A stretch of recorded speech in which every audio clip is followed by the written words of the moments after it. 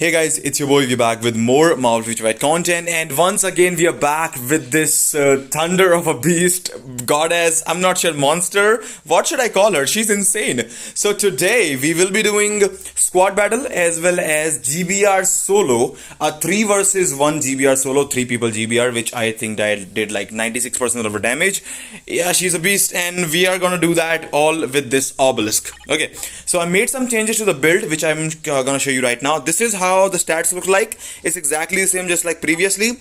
Urus, I gave her 8 energy attack Urus, which I think she deserves, man. Some of the Urus. Critical rate roll on the last gear. We got all the skills level 6. Tab enhancement exactly the same as previous video. Hawkeye, I also got this set to stage 11. I just left the 1 HP one because I thought maybe in case we want to change it to Power of Angry Hulk, maybe overdrive, because it gives you 1 extra attack Uru, attack ISO. Maybe you might do that. So stage 11 set.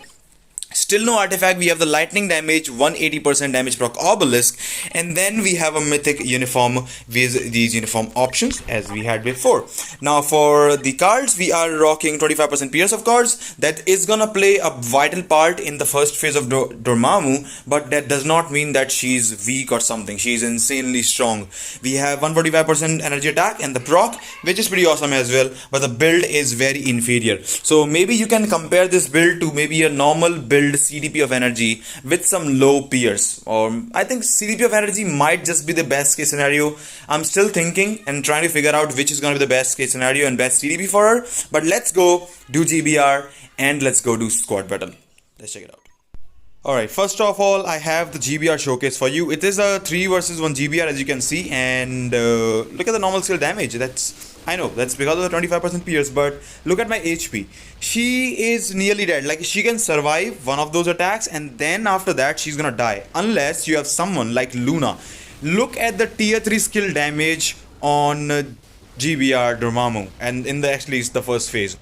I wanted to showcase this first phase because of course Pierce matter in this phase, and you can do a lot more damage compared to your other second phase. And I just got guard broken, and I've had this issue quite a lot of times actually, and you will see in the second phase when I have this issue, and this issue it's just not good enough, it just gives you a lot of issues.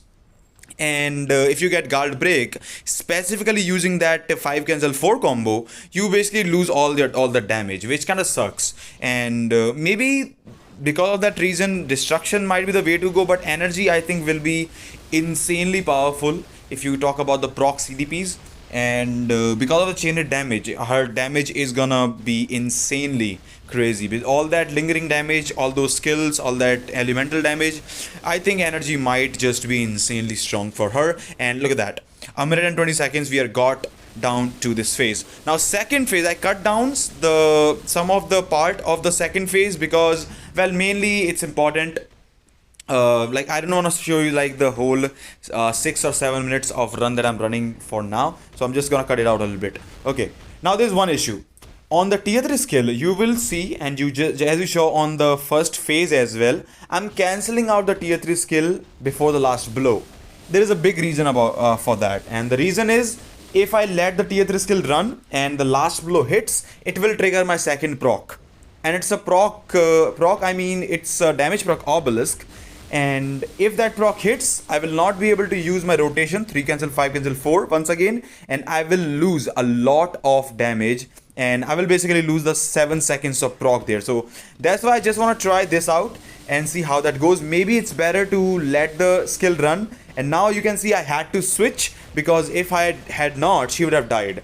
I tried it like 2 or 3 times, the same GBR 3 versus 1, and she does actually die. She did die a lot of times during those runs, like 3 or 4 times when I did the recording, and that is the issue with her. She is still squishy and she can die. Anyway, actually any character can die from Dormammu these days, so I guess it's alright to just switch out sometimes. Switch does take some time, and you can see I am not really having the best run of my best run with this girl, but still she's putting in work. 5 cancel 6, we get the proc, and you can see with the tier 3 rotation she does get like almost 2 bars. She could have gotten more if I had let it play, but I cannot because it will trigger the next proc.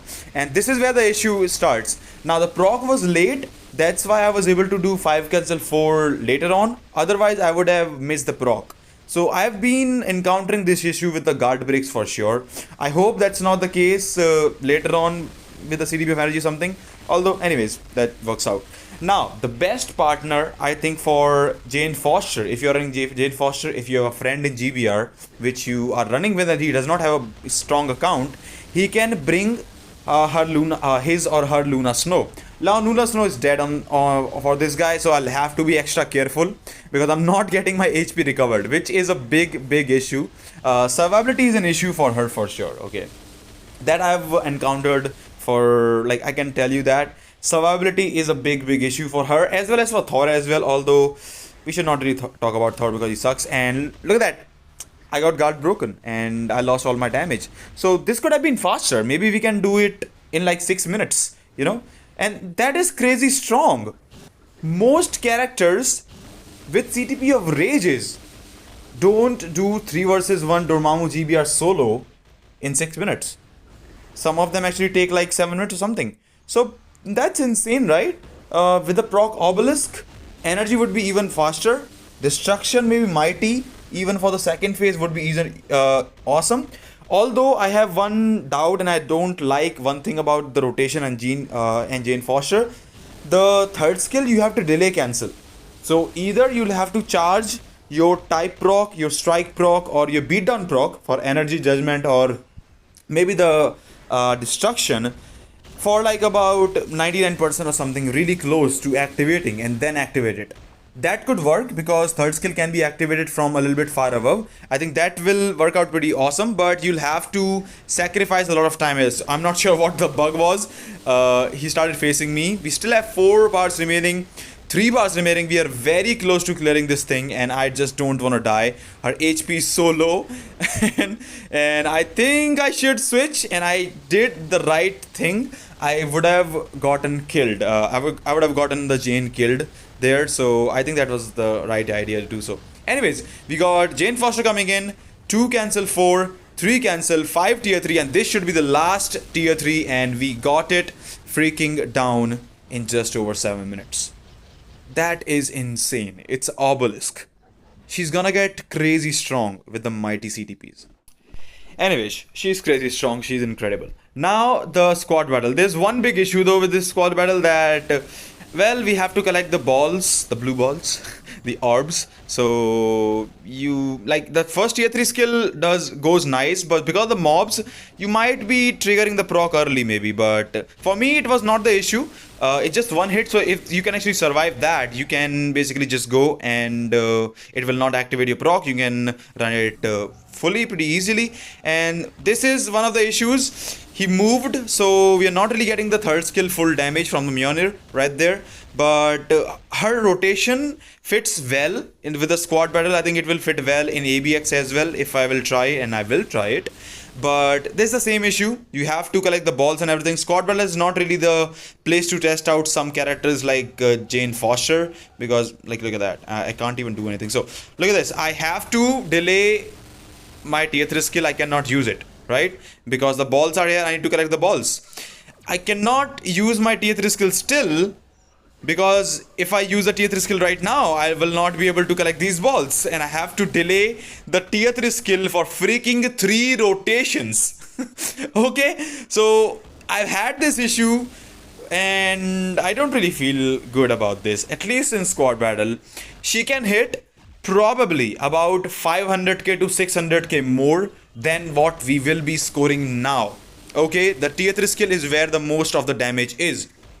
Anyways, so add at least, I would say, 600k to the score, that whatever we will get. So anyways, we'll get the proc, we'll get the tier 3 skill, and at least now when the blue balls are gone, we can finally do some decent damage. And the rotation is pretty simple. Again, it can activate sometimes if the mobs are around, but look at that, like, after holding the tier 3 skill, which is the most powerful skill in her kit, we're still able to do like 9.5 million.